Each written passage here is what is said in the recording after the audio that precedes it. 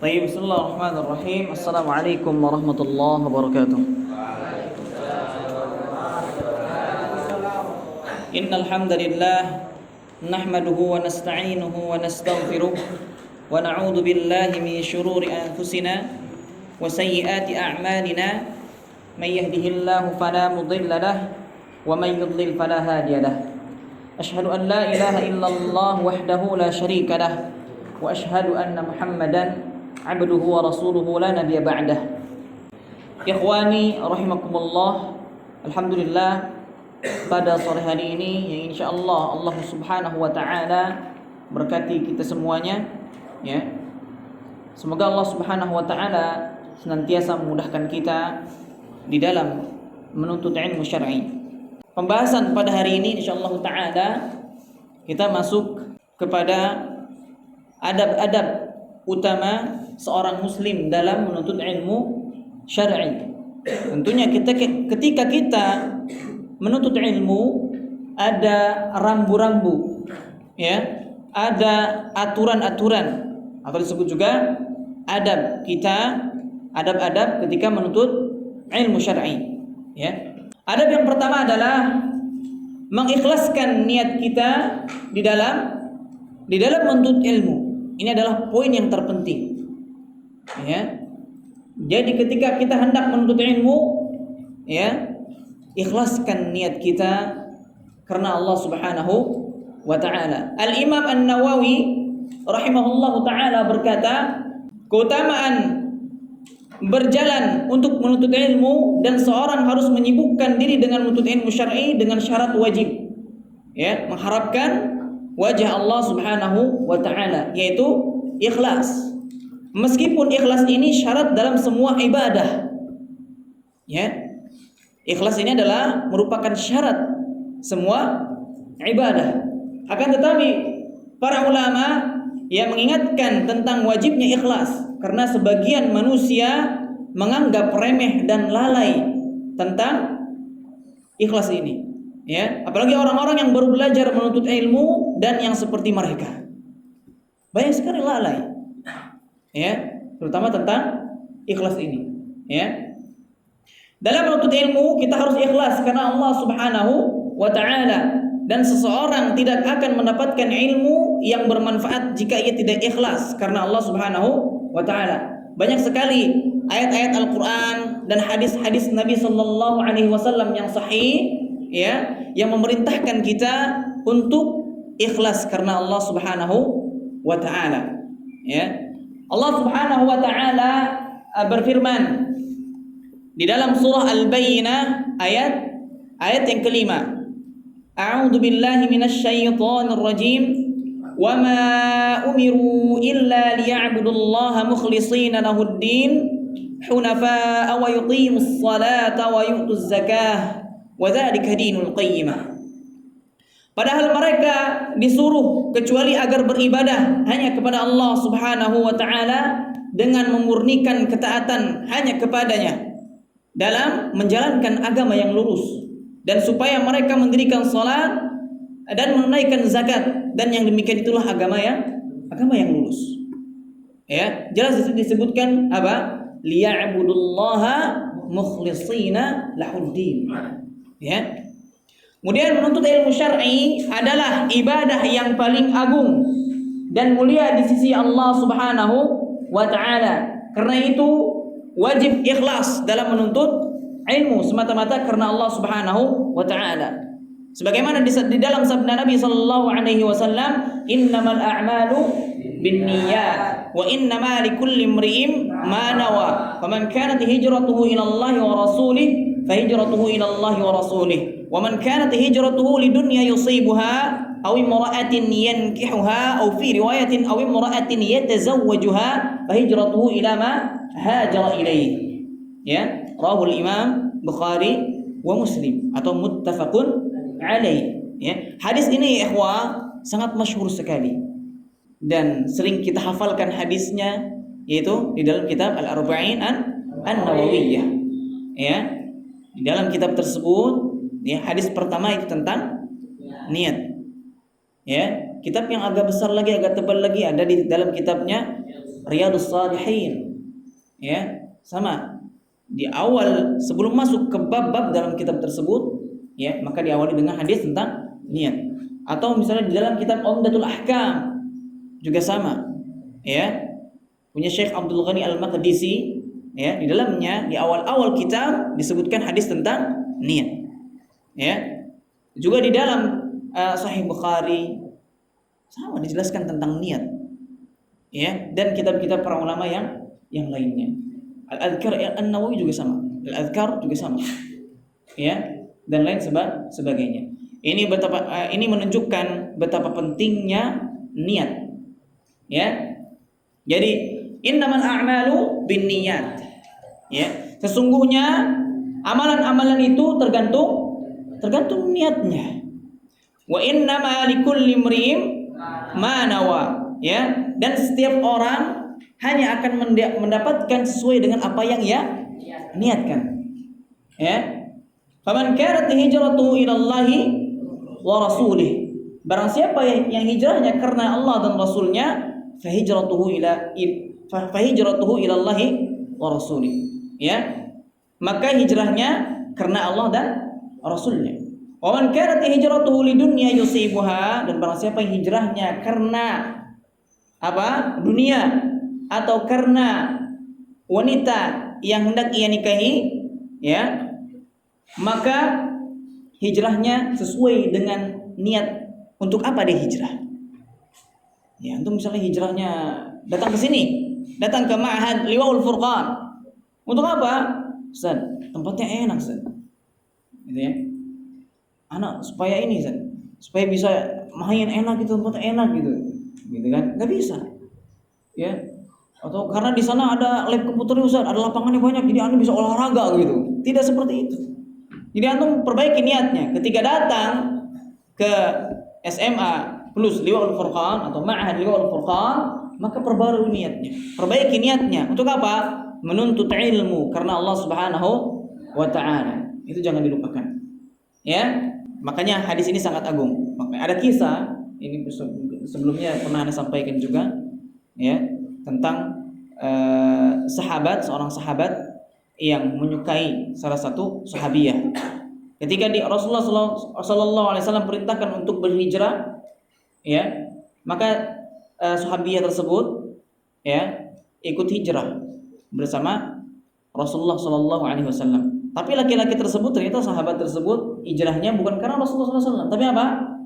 Karena si wanita tadi, dia suka sama si wanita ini, ingin memilikinya, ingin menikahinya, seperti itu. Ya, akhirnya ikut juga hijrah. Tapi karena siapa? Karena Ummu Qais ini. Ya. Karena Ummu Qais. Ya, makanya sahabat tersebut dijuluki Muhajir Ummu Qais. Jadi Ummu Qais pergi hijrah kemana? Ikut dia. Ikut kemanapun dia, si perempuan ini hijrah, ikut. Ya, makanya dijulukinya Muhajir Ummu Qais. Itu sababul urud, ya. Hadis ini diturunkan. Ya. Seperti itu. Jadi maka akan Allah berikan tuh perempuan itu. Ya, sebagaimana ketika kita menuntut ilmu, kemudian niat kita untuk apa? Untuk mendapatkan ijazah. Supaya apa? Ustaz, Anda ingin bekerja di perusahaan ini nih, supaya dapat gaji besar. Ya, makanya Anda masuk ke Liwaul Furqan karena di situ jurusan IPA. Jadi Anda bisa masuk ke perguruan tinggi, atau misalnya nanti bisa jadi dosen dan lain sebagainya, agar gajinya misalnya itu sudah salah. Ya, maka Allah akan berikan itu ijazah, tapi ilmunya Allah akan hilangkan. Bisa jadi ilmunya nanti tidak bermanfaat. Seperti itu. Maka harus selalu diperbaiki. Kemudian menuntut ilmu itu bukan karena, jika menuntut ilmu bukan karena Allah Subhanahu wa taala, ini termasuk dosa yang besar. Ya. Penyebab tercegahnya seseorang mencium bau aromanya surga. Dan Allah Subhanahu wa taala menyediakan azab yang pedih bagi orang-orang yang niat menuntut ilmunya bukan karena Allah Subhanahu wa taala. Ya, oleh karena itu Rasulullah sallallahu alaihi wasallam bersabda, "Man ta'allama 'ilman mimma yubtagha bihi wajhullah la yata'allamuhu illa liyusiba bihi 'aradan minad dunya lam yajid 'arfal jannati yaumal qiyamah." Ya, jadi man ta'allama 'ilman, barang siapa yang menuntut ilmu, ya, menuntut ilmu syar'i, ya, mimma yubtagha bihi wajhullah, yang semestinya ia lakukan adalah untuk mencari wajah Allah Subhanahu wa taala, yaitu dengan mengikhlaskan niatnya karena Allah Subhanahu wa taala, la yata'allamuhu illa liyusiba bihi 'aradan minad dunya. Namun dia tidak melakukannya melainkan untuk mencari keuntungan duniawi. Ya, karena ingin meraih apa? Keuntungan duniawi. Lam yajid 'arfal jannati yaumal qiyamah, ya, maka dia tidak akan mendapatkan harumnya aroma surga pada hari kiamat. Harumnya aja nggak akan dapat menyiumnya, apalagi masuk surga. Harumnya nggak akan tercium. Ya, ini ancamannya dari Allah Subhanahu wa taala. Ingat, ini ancamannya di hari kiamat. Ya. Bahkan orang-orang yang menuntut ilmu bukan karena mengharapkan wajah Allah Subhanahu wa taala, termasuk orang yang pertama kali dipanaskan api neraka untuknya.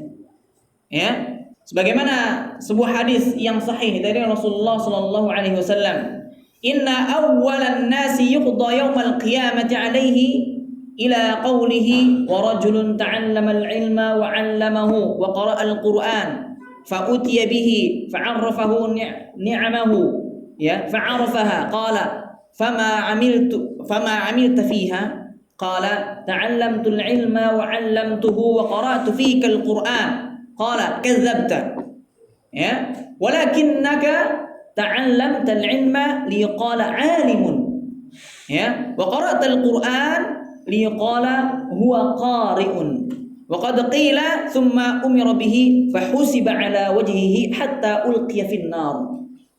Subhanallah. Ya, naudzubillah min dzalik. Semoga kita dihindarkan dari hal demikian. Ya. Jadi, sesungguhnya orang yang pertama kali diputuskan perkaranya pada hari kiamat adalah sampai sabda beliau. Sampai di situ, kemudian dilanjut. Dan seorang yang menuntut ilmu dan mengajarkannya serta membaca Al-Qur'an, ia dihadapkan dan diberitahukan nikmat-nikmat Allah Subhanahu wa taala kepadanya. Dan ia mengakuinya. Lalu ditanya kepadanya, "Apa yang kau lakukan padanya?" Ya, kemudian ia menjawab, "Aku menuntut ilmu dan mengajarkannya serta membaca Al-Qur'an, ya, karenamu ya Allah." Kemudian Allah Taala berfirman, "Engkau dusta." Ya, kadzabta. Ya, tapi engkau mempelajarinya agar disebut seorang alim, seorang yang berilmu. Ya. Kemudian dan engkau membaca Al-Qur'an agar dikatakan sebagai seorang qari'un, sebagai seorang qari. Ya, dan hal itu sudah kau dapatkan di mana? Di dunia itu. Ya.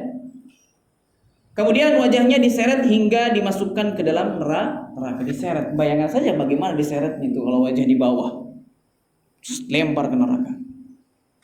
Ya, dilempar ke neraka. Naudzubillah min dzalik. Ya. Kemudian Nabi sallallahu alaihi wasallam juga menjelaskan mengenai hal ini di dalam hadis-hadisnya yang lain. Ya, kita tidak boleh ya menuntut ilmu dengan tujuan untuk berbantah-bantahan juga. Ini juga tidak dibolehkan. Misalnya kita menuntut ilmu tujuan apa? Untuk bisa membantah Ustaz. Nanti kalau misalnya ada yang menyebutkan ini aneh bantah gitu. Ya. Atau untuk mendebat para ulama, atau untuk mendebat ustaz, ya, atau untuk membantah orang-orang yang bodoh, atau agar kita merasa lebih hebat dalam suatu majelis misalnya. Wah, agar diakui ini hebat, itu bisa begini-begini. Ya.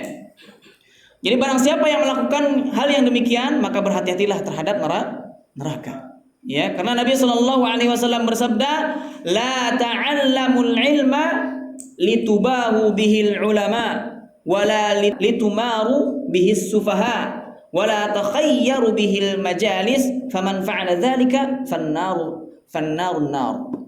Ya, jadi janganlah kalian mencari ilmu dengan tujuan untuk berbangga-bangga di hadapan para ulama, ya, membantah orang-orang bodoh, dan janganlah kalian memilih majelis untuk mencari perhatian orang lain, itu orang dengannya. Barang siapa yang melakukan hal itu, maka tempatnya di neraka.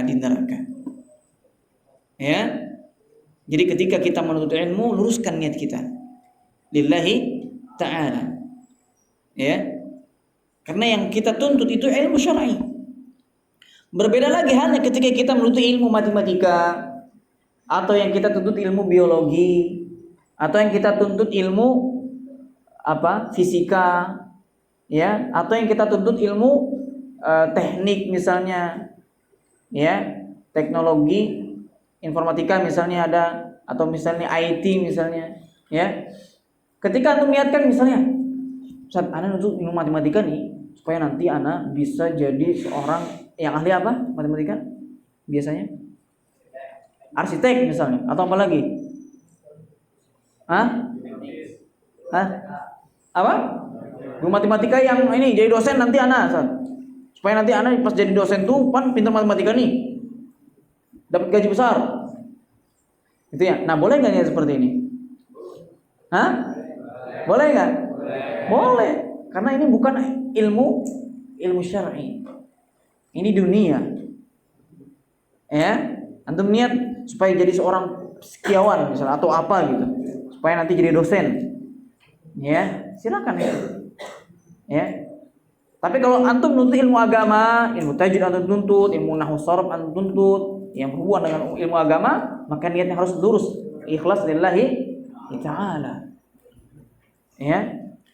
Seperti itu. Mudah-mudahan bisa dipahami. Sebagaimana juga para ulama terdahulu, ya, pendahulu kita semuanya yang soleh memberikan motivasi agar kaum muslimin menuntut ilmu syar'i semata-mata mencari keridhaan Allah Subhanahu wa taala, ya, dan memberikan peringatan yang keras kepada orang-orang yang menuntut ilmu, bahkan bukan karena mengharapkan keridhaan dari Allah Subhanahu wa taala, ya. Ada beberapa perkataan para ulama, ya, terdahulu.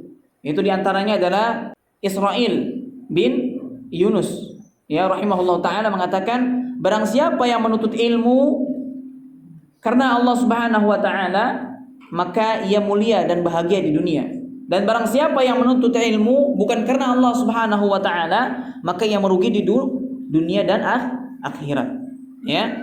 Kemudian juga dikatakan oleh Al-Khatib Al-Baghdadi rahimahullah taala berkata, kemudian aku wasiatkan kepadamu wahai penuntut ilmu, luruskanlah niat di dalam menuntut ilmu, ya, dan bersungguh-sungguhlah di dalam mengamalkannya.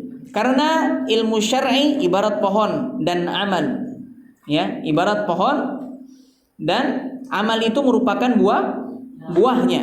Dan seseorang tidak dianggap sebagai orang yang berilmu selama ia belum mengamalkan ilmunya. Makanya sebagaimana di dalam kitab Al-Usul Ats-Tsalatsa, ya, ada ketika kita menuntut ilmu maka dituntut untuk mengamalkannya. Kalau sudah mengamalkannya maka dituntut untuk mendakwahkannya, ya.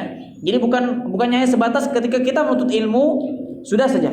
Ketika antum menuntut ilmu akidah atau ketika antum belajar ilmu fiqih, ya, ketika sudah mendapatkan ilmunya apa? Diamalkan, ya. Setelah itu baru didakwahkan, ya. Kemudian juga yang terakhir adalah Hisham bin Abi Abdullah, ya, Ad-Dustuwai, ya, rahimahullah taala mengatakan, demi Allah, aku tidak akan sanggup mengatakan bahwa aku pernah pergi pada suatu hari untuk mencari satu hadis semata-mata mengharapkan wajah Allah Subhanahu wa taala. Ya, mengomentari perkataan beliau ini, Imam Az-Zahabi rahimahullah taala mengatakan, demi Allah, tidak juga diriku. Oh, ya. Berarti para ulama terdahulu ketika menuntut ilmu yaitu mengikhlaskan dirinya, mengikhlaskan niatnya karena Allah Subhanahu wa taala. Ya. Apakah para imam-imam yang tadi mereka mengatakan kami adalah orang-orang yang ikhlas ketika menuntut ilmu? Mengatakan seperti itu tidak ada perkataan yang seperti itu. Ya, akan tapi mereka berusaha untuk semaksimal mungkin, ya, untuk ikhlas karena Allah Subhanahu wa taala, dan mereka selalu memohon kepada Allah Subhanahu wa taala agar dikaruniakan keikhlasan, serta mereka memohon kepada Allah agar amal-amal mereka diterima. Lantas bagaimanakah, ya, seorang muslim dapat ikhlas dalam menuntut ilmu syar'i? Bagaimana caranya? Sebagaimana yang dikatakan oleh Imam Burhanuddin bin Abi Ishaq Ibrahim bin Abil Fadl, ya, Sa'dullah, ya, Ibnu Jam'ah Al-Kinani, yang terkenal dengan sebutan nama siapa? Al-Imam Ibnu Jam'ah. Al-Imam Ibnu Jam'ah rahimahullah taala menjawab, niat baik, ya, niat yang baik dalam menuntut ilmu adalah hendaknya ditunjukkan hanya untuk mengharapkan wajah Allah Subhanahu wa taala, beramal dengannya, menghidupkan syariatnya, menerangi hatinya, menghiasi batinnya, dan mengharapkan kedekatan dengan Allah pada hari kiamat, serta mencari segala apa yang Allah Subhanahu wa taala sediakan untuk ahlinya, yaitu ahlul ilm, ya, berupa keridhaan dan karunia-Nya yang besar. Dan janganlah ia bertujuan dengan menuntut ilmu itu untuk memperoleh keuntungan duniawi seperti kepemimpinan, jabatan, ya, kehormatan dan harta, berbangga di hadapan teman-temannya, diagungkan manusia, menjadi pemimpin di majelis dan yang sepertinya. Ini dihindari, ya ikhwan. Ya. Jadi ketika antum menuntut ilmu bukan karena nanti supaya nanti Anda tuh jadi seorang ustadz misalnya. Ya, diakui oleh banyak orang, terkenal gitu. Ya, diberikan jabatan ini itu. Bukan seperti itu. Ya, bukan seperti itu. Yang seperti ini hendaklah kita hindari. Ya, kemudian ikhlaskanlah niat kita ketika menuntut ilmu karena Allah Subhanahu wa taala. Ya, hal demikian yang selalu digaung-gaungkan ketika seorang talibul ilm, ya, menuntut ilmu. Di awal pasti diniatkan apa? Diluruskan niatnya kembali, yaitu hendaklah ketika menuntut ilmu syar'i ikhlas karena Allah Subhanahu wa taala. Ya, ini poin yang sangat penting awal. Jadi kalau misalnya ini antum tidak ada ikhlas ini, sia-sia menuntut ilmunya. Sia-sia. Ya, karena ini poin awal. Sebagaimana ibadah. Ketika ibadah antum enggak ikhlas lillahi taala, maka apa? Sia-sia ibadahnya. Sia-sia ibadahnya. Ya. Baik, kemudian adab yang kedua adalah membersihkan hati dan akhlak yang buruk. Bisa jadi ketika kita menuntut ilmu, ya, hafalan sulit masuk, pelajaran tidak faham-faham, ya, sulitnya kita untuk sholat berjamaah, misalnya, beratnya hati kita untuk menerima nasihat, ya, beratnya diri ini untuk mengikuti kebaikan-kebaikan yang telah dicontohkan, ya, beratnya diri ini untuk mengikuti ibadah-ibadah sesuai sunnah Nabi SAW. Bisa jadi apa? Karena hati kita kotor, ya, akhlak kita buruk. Jadi kebaikan-kebaikan sulit masuk ke dalam diri kita. Itu perlu adanya apa? Introspeksi diri. Ya, kenapa kok saya hafal Quran? Padahal sudah berjam-jam saya dulu menghafal Quran, surah An-Naba enggak masuk-masuk. Ini perlu dipertanyakan. Di dalam diri kita sendiri. Ya, tentunya kita harus mengoreksi diri kita. Ya. Jadi hendaklah seorang penuntut ilmu membersihkan hatinya dari segala kecurangan. Ya, makanya ketika antum ujian menuntut ilmu nih, ada ujian misalnya, maka kita dilarang, ya, diperintahkan untuk menghindari kecurangan-kecurangan, kelicikan-kelicikan di dalam menuntut ilmu. Nyontek itu adalah salah satu bentuk apa? Kecurangan. Antum ingin bersaing dengan teman antum misalnya, ya, tapi dengan cara apa? Nyontek. Ini berarti nggak sportif juga, ya. Ada teman antum, wah ini harus ngalahin si fulan nih, ya. Bagaimana caranya? Tapi caranya ternyata dengan nyontek. Nah, ini berarti sudah nggak bagus, nggak sportif saingannya, ya. Kemudian apa? Hilangkan hati kita dari segala bentuk kekotoran dihilangkan, ya. Baik itu dari sifat apa? Kotorannya iri pada orang, itu nggak boleh. Iri, antum lihat teman antum misalnya orang tuanya datang bawa apa gitu, iri. Atau teman antum apa? Oh, nilainya selalu bagus, ya, hafalannya selalu terbaik, gitu. Antum iri kepadanya. Tapi kalau untuk Quran nggak masalah, ya. Ada teman kita, ya, teman kita yang hafal Quran sudah 30 juz misalnya. Wah, anak iri sama dia, nggak masalah. Salah satu iri yang dibolehkan tuh pada ahlul Quran, ya, itu dibolehkan, ya. Dengki juga sama. Iri, dengki, hasad, ya, atau keyakinan yang buruk dan akhlak jelek lainnya bersihkan dalam diri kita, hilangkan, dihilangkan, ya. Jangan sampai kita membenci orang-orang yang berbuat baik kepada kita. Jangan sampai kita membenci ya, semua orang atau misalnya ada asatidz kita antum memerintahkan antum kebaikan, selalu menegur antum untuk tidak berbuat ini, ya. Jangan antum benci seperti itu. Ya, seharusnya antum apa? Bersyukur. Ada yang mengingatkan, ada yang menegur, ada yang mengarahkan. Itu bersyukur. Betapa banyak di luar sana yang ingin dinasehati, ingin ada yang membimbing, ya, ingin ada yang mengajari, mereka tidak dapat itu. Sedangkan antum di sini dapat perhatiannya, antum dapat bimbingan, antum dapat nasihat juga, antum dapat. Ini adalah patut disyukuri, ya, patut disyukuri, ya. Kenapa hal-hal demikian perlu kita hindari, ya? Karena hal-hal demikian dihindari agar hati kita siap menerima ilmu, ya, menghafalkan ilmunya, ya, merenungi makna-makna dan hakikat dari, ya, hakikat dari ilmu tersebut. Kandungannya seperti apa, ya? Karena sesungguhnya ilmu, sebagaimana perkataan sebagian ulama, adalah salat yang tersembunyi, ibadah hati dan batin. Sebagaimana salat seorang tidak sah, ia merupakan amal anggota badan yang tampak kecuali dengan bersuci dari hadas dan najis. Maka ilmu pun demikian, ia tidak sah kecuali dengan bersuci dari sifat-sifat yang buruk dan akhlak-akhlak yang jelek.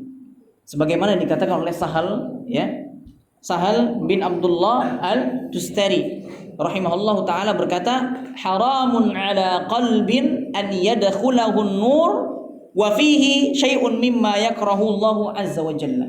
Jadi haram atas cahaya ilmu untuk memasuki hati seseorang, ya, sedang di dalam hati tersebut ada sesuatu yang dibenci oleh Allah Subhanahu wa taala. Haram ini, tidak akan masuk. Makanya ketika kita mendapati hal seperti ini, introspeksi. Apakah mungkin diri kita masih benci sama orang, ya, iri sama orang, hati kita kotor oleh berbagai macam kemaksiatan kepada Allah Subhanahu wa taala dan Rasulnya. Ini perlu diperbaiki. Ya. Sebagaimana pengaduan Al-Imam Asy-Syafi'i kepada gurunya apa? Al-Imam Waqi'. Ya, Imam Waqi'. Ya, mengadu. Imam Syafi'i mengadu kepada gurunya Imam Waqi'. Ya, syakautu ila Waqi'in su'a hifzi. Ya, aku mengadukan perihal buruknya hafalanku kepada guruku, yaitu Imam Waqi'. Ya, syakautu ila Waqi'in su'a hifzi. Imam Syafi'i adalah seorang imam. Tapi apa? Ternyata Imam Syafi'i masih merasa buruknya hafalan beliau. Seorang imam loh. Lah kita imam bukan? Bukan. Talibul ilm. Ya. Syakautu ila Waqi'in su'a hifzi fa arsyadani ila tarkil ma'asi. Maka Al-Imam Waqi' menunjukkan kepada Imam Asy-Syafi'i apa? Untuk meninggalkan perbuatan maksiat. Ya, fa arsyadani ila tarkil ma'asi. Fa akhbarani bi anna al-ilma nurun.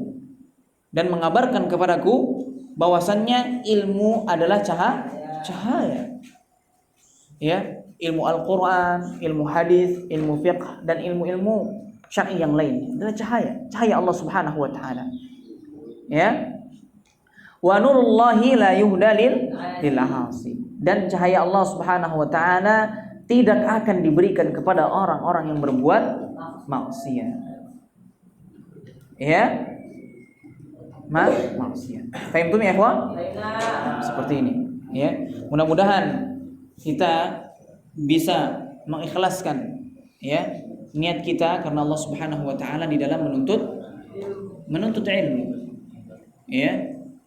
Jangan kemudian juga hati kita dapat bersihkan hati-hati kita dari segala bentuk akhlak-akhlak yang buruk.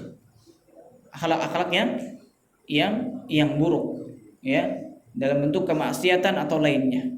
Yang memang Allah Subhanahu wa taala larang itu semuanya. Ya. Mudah-mudahan kajian kali ini dapat antum ambil manfaatnya, ya.